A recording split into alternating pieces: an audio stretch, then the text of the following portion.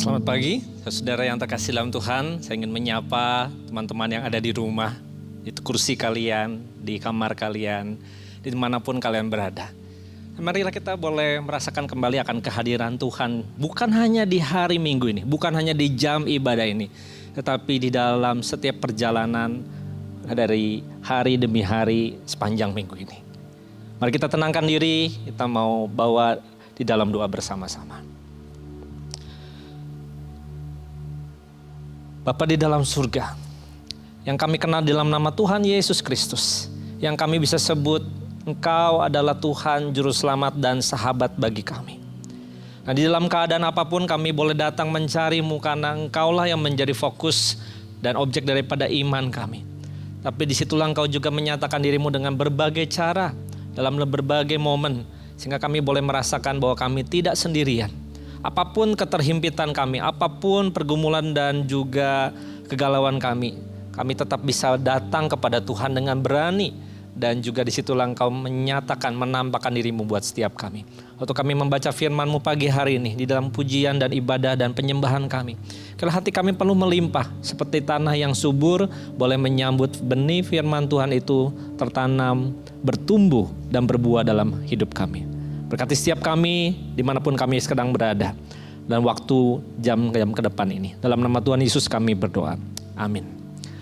Oke teman-teman, kita mau belajar firman Tuhan pagi hari ini dengan sebuah tema Can I Trust the Bible? Kenapa the Bible? Karena di dalam bulan-bulan inilah kita sedang belajar kembali bagaimana mengakar kuat di dalam kebenaran firman Tuhan. Nah pagi hari ini di dalam sebuah topik, bisakah atau bagaimanakah saya bisa mempercayai kepada firman Tuhan. Namun saya tidak ingin membahas tentang bagaimana natur ataupun sifat daripada Alkitab itu sendiri sebagai firman Allah. Karena kita bisa belajar itu mulai kelas-kelas pembinaan seperti kelas MMK menjadi murid Kristus ya. Kita bisa mengajukan banyak pertanyaan-pertanyaan yang mungkin pop up di dalam pikiran kita tentang bagaimana firman Tuhan itu diberikan kepada kita dalam sebuah bentuk Alkitab yang sudah tertulis. Namun pagi hari ini saya mau bicara tentang bagaimana kita bicara tentang sebuah trust ya, sebuah kepercayaan. Karena di dalam sebuah kepercayaan kita memiliki sebuah relasi yang kita sedang bangun. Nah, ada sebuah quotes yang menarik dari seorang bernama Bob Burg mengatakan begini, people do business with people they know, they like, and they trust ya. Artinya orang hari ini itu berbisnis atau punya urusan dengan orang-orang yang mereka kenal, mereka sukai, dan mereka percayai. Setuju gak teman-teman ya? Contoh simpel dari quotes ini adalah begini. Pernahkah kamu membeli sesuatu atau barang semata-mata bukan karena produknya, tetapi karena penjualnya? Atau karena orang yang mereview produk tersebut? Kalau sekarang banyak ya yang jualan online seperti itu. Ataukah kamu pernah merasa lebih nyaman bekerja dengan seorang yang kamu anggap sebagai teman baik atau yang kamu kenal dibanding sama seseorang yang kamu gak pernah kenal sekalipun? Kamu lebih nyaman mana? Nah, dari dua contoh ini saya percaya kita memiliki sebuah gambaran pentingnya sebuah kepercayaan. Maka untuk sebuah relasi yang baik kita perlu terus membangunnya, mengembangkannya. Dan prinsip untuk membangun relasi itu perlu dilakukan secara bertahap. Gak bisa dengan instan teman-teman. Gak mungkin kan kamu tiba-tiba kamu kenal seorang berpapasan di tengah jalan, kamu lihat bahwa memang dia menarik secara fisik, terus kamu bilang boleh gak, mau gak kamu jadi pacar gue? Begitu ya, kita tembak langsung. Kayaknya agak awkward misalnya seperti itu ya. Jadi kita pasti punya sebuah modal untuk membangun sebuah kepercayaan itu dari sebuah relasi, sebuah perjumpaan, sebuah perkenalan, sebuah percakapan yang lebih dalam gitu ya. Secara umum memang ada 3 tahapan cara membangun relasi yang efektif. Nih, saya kasih tips di awal begitu sebelum kita masuk ke dalam firman Tuhan. Yaitu yang pertama itu menciptakan creating impression, menciptakan kesan pertama. Ya. Jadi kesan pertama itu tetap memberi sebuah persentase yang besar di dalam bagaimana kita tertarik dengan sebuah relasi ya. Dengan sebuah tawaran misalnya kalau kita punya bisnis ataupun transaksi atau apapun itu. Yang kedua bukan hanya menciptakan kesan pertama tetapi juga building rapport. Rapport itu artinya membangun sebuah hubungan yang baik. gitu ya. Nah hubungan yang baik itu kan dibangun dari sebuah kepercayaan dan disitulah kita mencoba meluangkan waktu, menginvestasikan diri kita dan lain sebagainya. Dan yang ketiga itu the art of conversation. Nah ini adalah sebuah seni ya, seni bagaimana meningkatkan sebuah relasi melalui percakapan. Tahu kapan waktu yang baik kita bisa mengontak, kapan waktu kita perlu berbicara, kapan saya perlu mengangkat sebuah topik yang lebih dalam sebuah sandwich percakapan dari basa-basi dulu, ngomong to the point, dan bagaimana kita memberikan sebuah kesimpulan wrap up dari sebuah percakapan tersebut. Jadi teman-teman kalau kita bicara bagaimana can I trust the Bible, artinya saya mau membangun relasi kita, mengenal Tuhan melalui firman-Nya, maka teman kita perlu memiliki sebuah kesan yang baik. Jangan sampai kita baru pegang Alkitab, baru dengar firman Tuhan aja langsung, tuh suasana ngantuk itu langsung ada di dalam pikiran kita. Kita perlu ciptakan kesan pertama yang baik ya. Nah di sini kita perlu membangun suasana tersebut ya. Kita membangun satu hubungan yang baik, yaitu sebuah sikap attitude yang baik terhadap firman Tuhan. Dan bagaimana membangun sebuah seni percakapan. Maka waktu kita membaca Alkitab kita melihat bagaimana setiap kitab-kitab dalam Alkitab itu ditulis dengan berbagai genre, dengan berbagai jenis literatur. Yang kita perlu tahu cara bagaimana membangun komunikasi, membaca, bercakap dengan baik. Begitu ya. Wah ini kata bercakap itu kayak kita nonton film Malaysia gitu ya. Jadi teman-teman itulah relasi yang kita mau bangun pagi hari ini dengan firman Tuhan. So I can trust God from the Bible. Ya. Nah kita mulai dengan satu bagian firman Tuhan yang cukup sering sebenarnya kita baca dalam 2 Timotius 3 ayat 16 berkata demikian. Segala tulisan yang diilhamkan Allah memang bermanfaat untuk mengajar, untuk menyatakan kesalahan, untuk memperbaiki kelakuan dan mendidik orang dalam kebenaran ya. All scripture is breathed out by God and profitable for teaching, for reproof, for correction, for training in righteousness. Jadi teman-teman, artinya ada Tuhan yang berbicara di sini. Ada Tuhan yang menginspirasi melalui para penulisnya. Ada Tuhan, the God of the Bible yang mau berkomunikasi dengan engkau dan saya. Jadi jangan menjadi sebuah hal yang mekanis waktu kita bangun pagi, mau meditasi, kita buka Alkitab, kita baca kayak kita baca koran, kita baca kayak kita baca news di gadget kita. Bukan. Mari kita mulai dengan satu kesadaran bahwa ada pribadi Allah yang sedang dan mau berbicara kepada kita. Dan relasi inilah yang kita harus tanggapi bersama. Kita sedang berhadapan dengan siapa, kita sedang mau membangun hubungan dengan siapa. Maka kita bisa memiliki sebuah kepercayaan kepada Tuhan. Nah, seringkali kita mendengar sebuah quotes dari ayat firman Tuhan itu selalu berbunyi begini, percayalah kepada Tuhan. Dan mungkin kita udah sering dengar ucapan ini, sepenggal ayat ini berkali-kali. Terutama waktu kita menghadapi yang namanya tantangan, menghadapi banyak pencobaan, mengalami situasi-situasi yang sulit dalam hidupmu. Gampang sekali diucapkan percayalah kepada Tuhan, tetapi percaya sepenuhnya kepada Tuhan itu seringkali sulit untuk dilakukan. Nah, bahkan saya menemui dalam kehidupan sehari-hari, saudara, ada banyak hal yang sebenarnya bisa melatih kita untuk percaya kepada Tuhan. Waktu kita misalnya bepergian dari satu tempat ke tempat yang lain, kita mempercayai ada seorang yang bisa membawa kita, mengemudikan kendaraan buat kita untuk kita naiki. Dan kita tahu bahwa mereka adalah manusia yang mungkin gak sempurna sama seperti kita. Namun kita percaya bahwa si pengemudi itu, si driver itu yang bawa kita akan membawa kita sampai di tempat tujuan dengan aman. Bukankah waktu kita mempercayakan hidup kita kepada Tuhan Yesus, pribadi yang sempurna yang mengetahui segala sesuatunya, maka sebenarnya waktu kita menghadapi jalan-jalan yang sulit, tetapi justru kita cenderung ragu ya saudara untuk mempercayakan hidup kita kepadanya. Kenapa? Kenapa kita ragu? Karena kita belum mengenalnya. So di sini ada dua prinsip yang sederhana pagi hari yang saya ingin remind kepada saudara, teman-teman di rumah. Bagaimana kita bisa membangun kepercayaan kepada firman Tuhan dan kepada Allah sendiri. Yaitu pertama, mempercayai Tuhan, mempercayai Allah itu dimulai dari mengenalnya ya. Trusting God start from knowing God ya. Contoh kembali waktu kita tadi bicara tentang bagaimana kita mau pergi ke satu tempat, kita naik satu mobil, kendaraan. Mungkin yang mengendarai itu adalah orang tua kita. Kita percaya kemanapun kita mau pergi asal papa kita, mama kita yang Mengendarai mobil itu kita tinggal duduk tenang, sibuk dengan yang lain atau bisa tidur dan lain sebagainya begitu. Kenapa? Karena kita tahu bahwa mereka nggak mungkin akan mencelakakan kita. Mereka pasti setidaknya punya sebuah preparation, punya sebuah kesiapan untuk bisa membawa kita sampai kepada tujuan. Kenapa kita bisa percaya pada orang tua kita? Karena kita tahu bahwa mereka peduli kepada kita dan mereka tidak akan membiarkan kita celaka. Jadi relasi seperti inilah saudara teman-teman yang menjadi dasar kepercayaan kita kepada mereka. Itulah yang membuat kita yakin bahwa mereka dapat diandalkan dan mampu mengantarkan kita ke tempat satu tujuan yang dengan selamat. Sederhana bukan?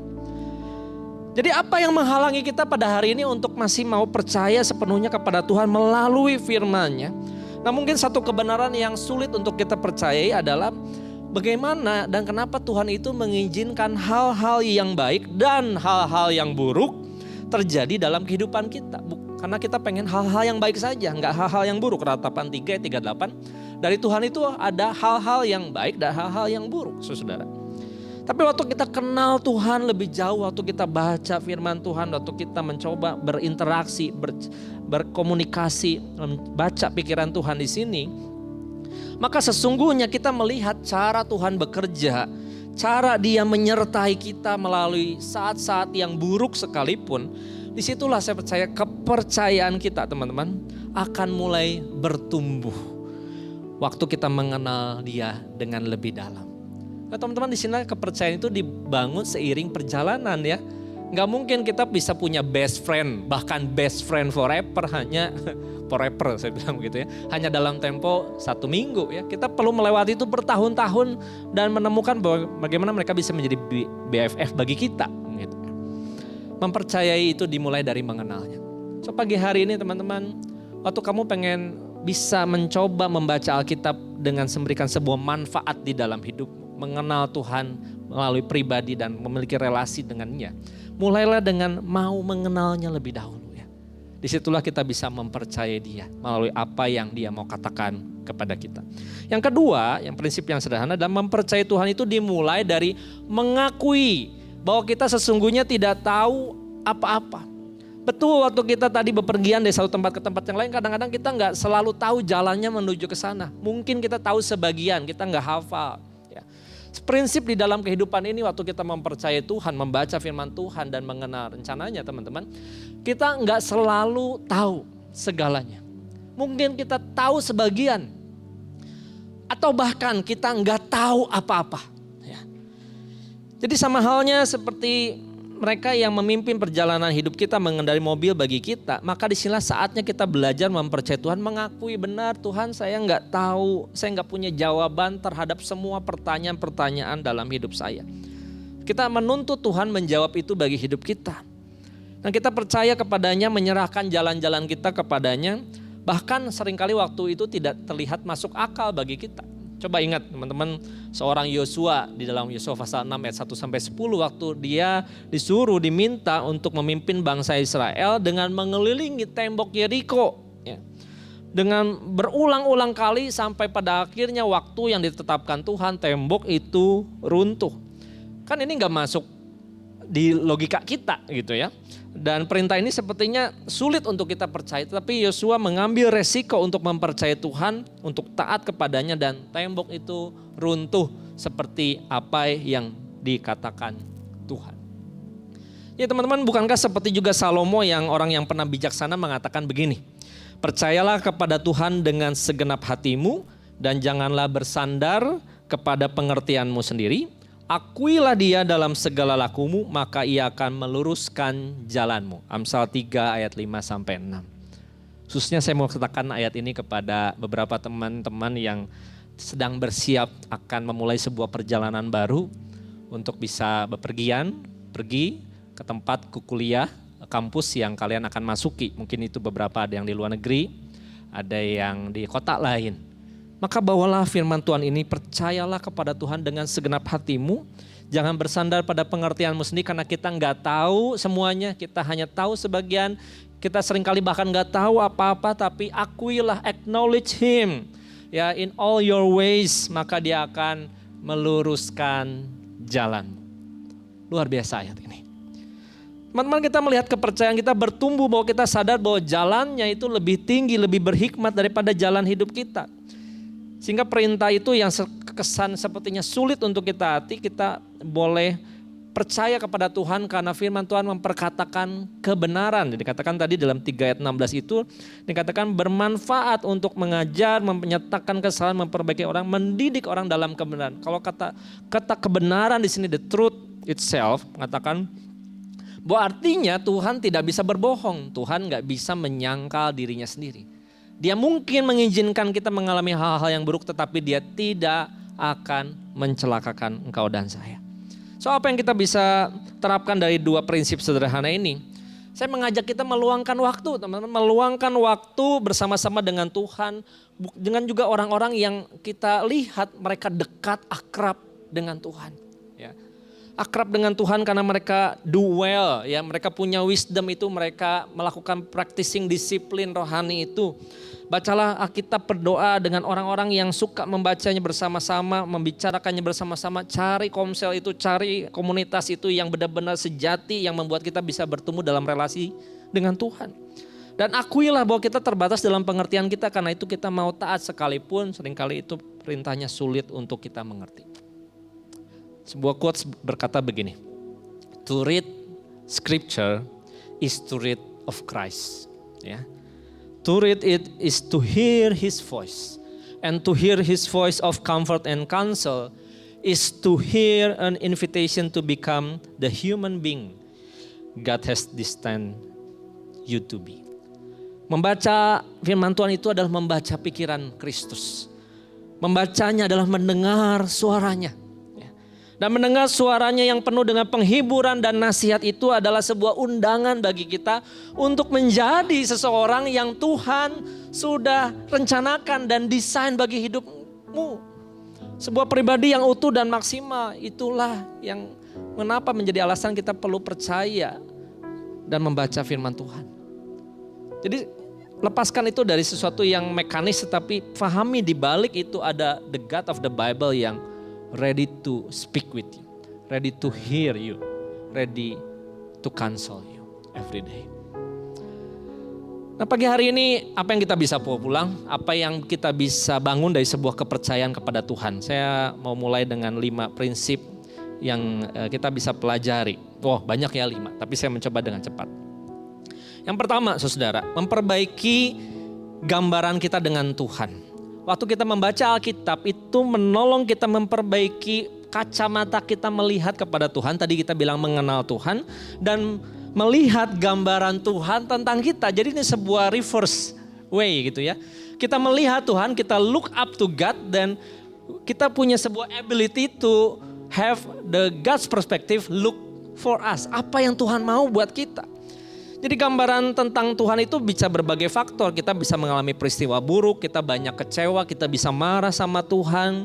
Tapi sebagai seorang yang beriman, waktu kita dengar cerita kesaksian bahwa Tuhan itu baik, siap menolong, tidak akan membiarkan kita sendiri, akan kasih jalan keluar. Kenyataan itu memang sepertinya tidak too good to be true, begitu ya.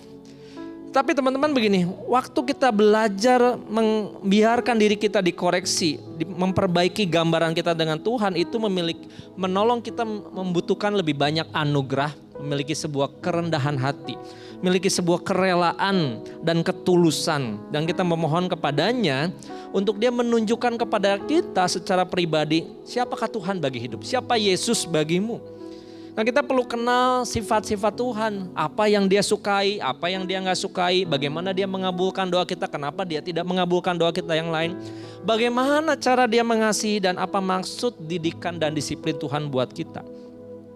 Dan yang gak kalah penting teman-teman di sini adalah bagaimana sih diri kita sebenarnya yang sesungguhnya di mata Tuhan dan seberapa besar dia mengasihimu. Tahukah bagaimana kamu gak perlu beli cinta Tuhan karena dia sudah mengasihi engkau terlebih dahulu.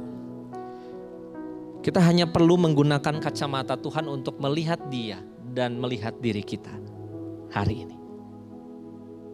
Yang kedua teman-teman, waktu kita mempercayakan diri kita membaca firman Tuhan, percaya kepada Tuhan. Itu menolong kita mempelajari rencana Tuhan atas hidup kita. Hari ini banyak orang senang main dan nonton Squid Game ya. Teman, Tuhan itu tidak seperti, mengenal Tuhan itu tidak seperti perjalanan main Squid Game gitu ya. Sepertinya wah ada banyak aturan, ada banyak hal yang gak boleh dilanggar. Kalau kita dilanggar kita akan pasti mati di situ, end game begitu ya. Tidak, Tuhan itu selalu memang ingin menguji kita, dia menempatkan kita di tengah-tengah penderitaan, ada banyak hal-hal yang tidak mudah. Tapi teman-teman, kita juga jangan punya pikiran yang toksik. Toksik itu begini, bahwa segala sesuatu itu harus selalu sempurna. Segala sesuatu Tuhan itu harus selalu kasih yang baik sama hidup kita. Segala sesuatu itu selalu harus ada jalannya, selalu tersedia, tidak pernah terlambat buat kita. Dalam waktu kita ya, itu adalah pikiran yang toksik saya pikiran ya. Kenapa? Karena pikiran toksik itu membuat kita selalu meragukan, punya sebuah kekhawatiran, dan kita selalu ingin melarikan diri dari sebuah ancaman yang buruk.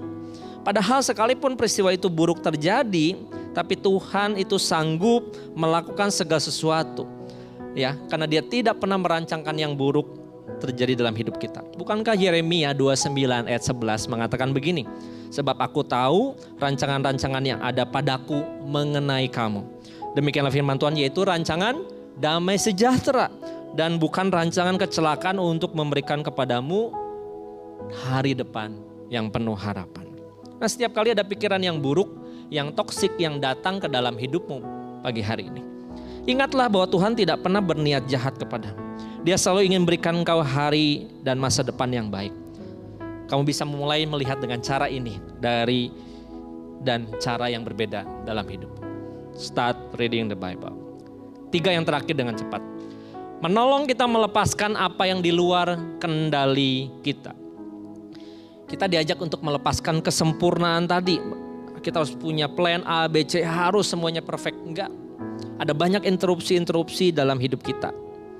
Melepaskan apa yang di luar kendali kita, berfokus kepada apa yang masih kita bisa lakukan dalam genggaman tangan kita.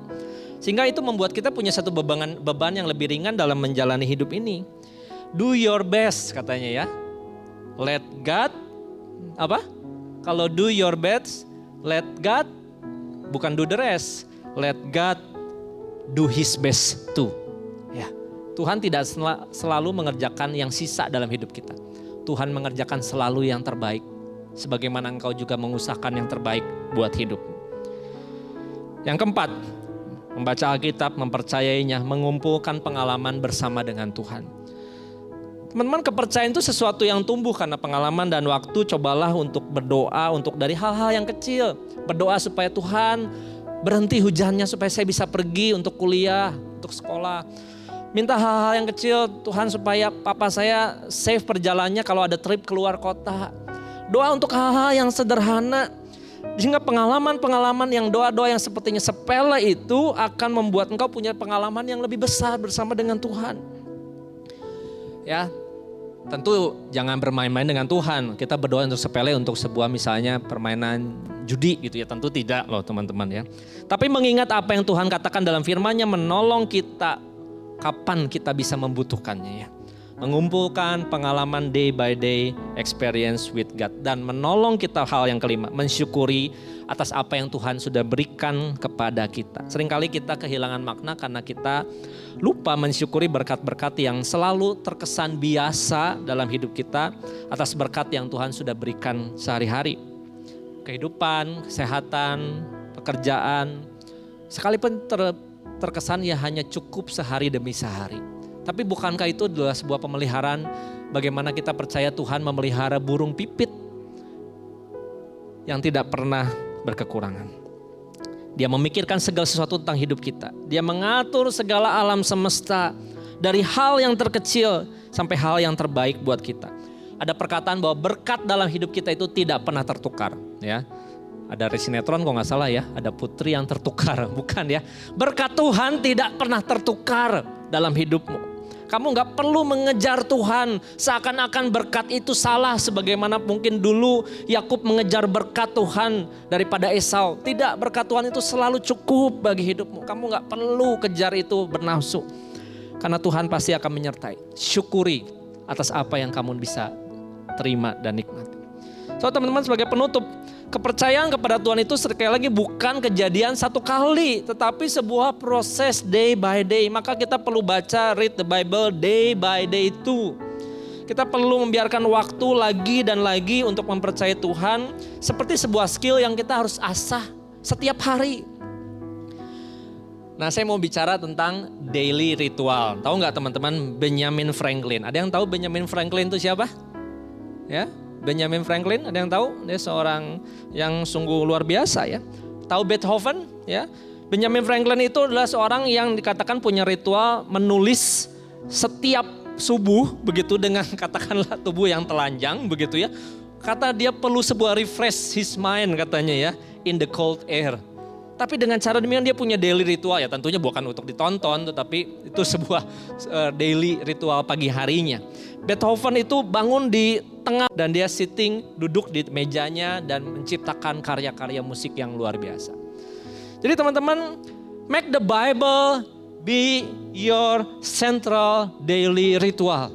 Kamu mungkin punya ritual bangun pagi itu ngapain? Kamu mungkin punya ritual mau tidur itu ngapain? Betul gak sih?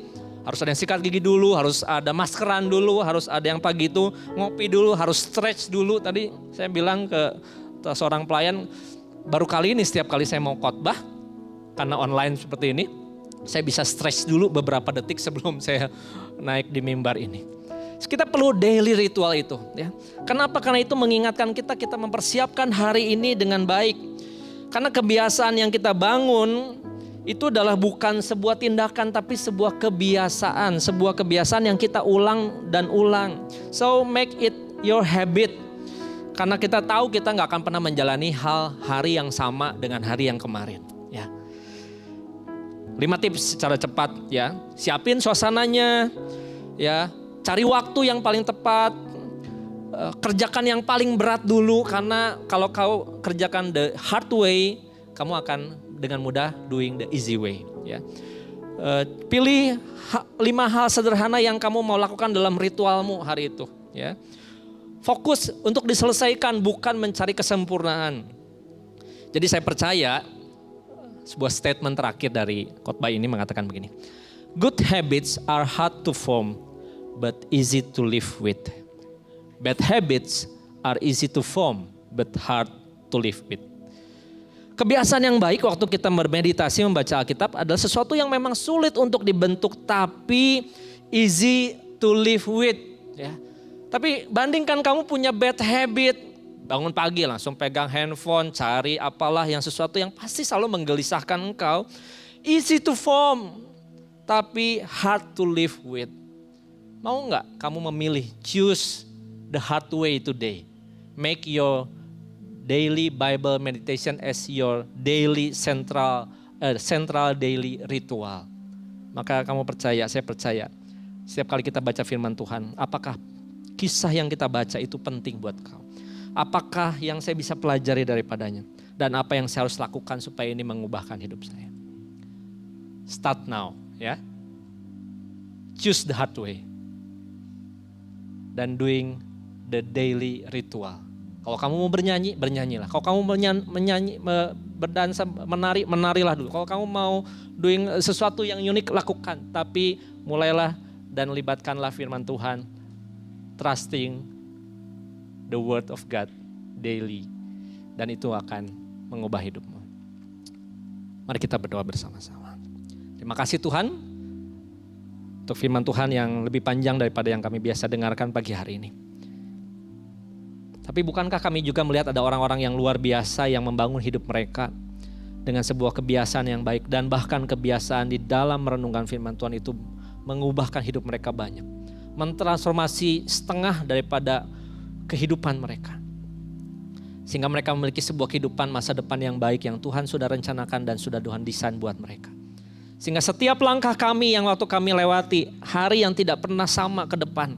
Situasi yang mungkin selalu berubah ke depan. Kondisi yang tidak pernah kami bisa andalkan, tapi kami bisa mempercayai Tuhan dalam setiap musim hidup ini. Waktu kami memulai di dalam beberapa minggu lagi, 40 days with the word, in the word, love the word, live the word. Maka kami mau mengalami sukacita bersama-sama. Dalam nama Yesus kami berdoa dan bersyukur. Amin. Teman-teman, seperti yang saya sampaikan minggu lalu, maka mulai minggu depan, 17 Oktober kami mengundang seluruh para pelayan, pengurus, aktivis untuk bisa beribadah bersama-sama di ruangan ini. Dan mulai tanggal 24 Oktober artinya 2 minggu ke depan kami mengundang seluruh jemaat untuk bisa kembali hadir di dalam gedung gereja. Dan nanti ikuti pengumuman bagaimana cara pendaftaran dan mengikuti aturan prokes yang akan diberlakukan. Dan kami merindukan teman-teman boleh membangun kembali sebuah hari Sabat yang dengan berkomunitas bersama-sama beribadah setiap minggunya. Kami merindukan face to face melalui sebuah Sunday worship yang sungguh boleh memberkati kita. Mari kita arahkan hati kita kepada Tuhan, memulai minggu kita meminta berkat daripadanya. Kiranya kasih karunia daripada Allah Bapa Surgawi, keselamatan daripada Tuhan Yesus Kristus, dan juga melalui persekutuan, penghiburan, kekuatan, tuntunan Roh Kudus mulai dari hari ini sampai selama-lamanya. Amin. Happy Sunday, selamat boleh mendengarkan warta dari ibadah pagi hari ini. Ya, thank you. Makasih banyak Koyogas untuk sermonnya. Hari ini kita ngomongin tentang why can we trust the Bible ya. Tadi kita udah ngomongin gimana kita membangun kehidupan kita, gimana kita bangun kepercayaan dan relasi sama Tuhan. Semoga Surfers dapat inti dari khotbahnya hari ini ya. Nah, sebelum kita berpisah nih Surfers, ada beberapa pertanyaan atau refleksi ya. Tentunya bukan refleksi yang pijit-pijit ya, lagi-lagi ya, takutnya Surfers salfok gitu. Nah, untuk direnungkan setelah kebaktian ini ya, ada 3 pertanyaan. Yang pertama, mood, gambaran atau perasaan apa sih yang sering muncul ketika mulai membaca Alkitab? Yang kedua, dari 5 manfaat kepercayaan kepada Tuhan dan firman-Nya, poin mana yang paling menginspirasi Surfers? Nah, yang terakhir, yang ketiga, hal apa sih yang bisa Surfers siapkan atau kerjakan untuk menjadikan waktu perenungan firman Tuhan sebagai central daily routine, daily ritual Surfers nih. Nah, itu dia 3 pertanyaan refleksi direnungkan. Kalau perlu dicatat jawabannya gitu ya, supaya nanti minggu depan kalau butuh jawabannya lagi gitu, Surfers bisa buka lagi, bisa direnungin lagi. Nah, akhirnya terima kasih banyak. Thank you Surfers udah ikut ibadah kita. Ibadah kita udah selesai sampai di sini. Bukan hubungan kita ya, tapi ibadah kita. Silakan Surfers ambil saat teduh. Dan akhir kata gue Nadia tukang warta ngucapin happy Sunday. Tapi sebelumnya selalu ya Nadia tuh ada pantun. Ikan hiu geter-geter, see you later.